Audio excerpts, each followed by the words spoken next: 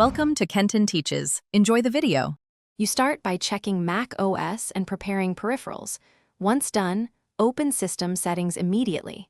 You need to be in the correct Settings app because menu bar controls moved between versions.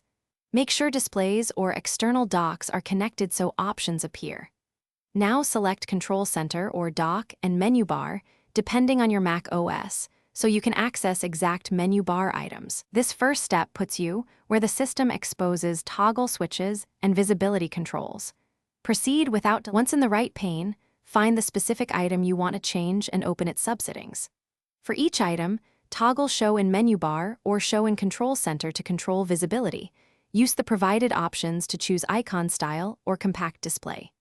Make sure to test items like Wi-Fi, Bluetooth, and battery. Some expose more settings. If your Mac OS allows, press and hold Command to drag icons directly on the menu bar. This reorders them quickly and lets you preview layout changes in real time.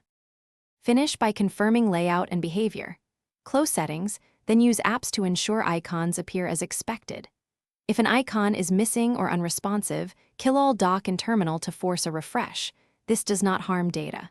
If problems persist, log out and back in, or reboot into safe mode to isolate conflicts. As a last resort, remove the app or preference list in /library/preferences and restart. Make sure to back up before deleting. This sequence resolves common menu bar issues quickly. Thanks for watching. Please subscribe if this video was helpful.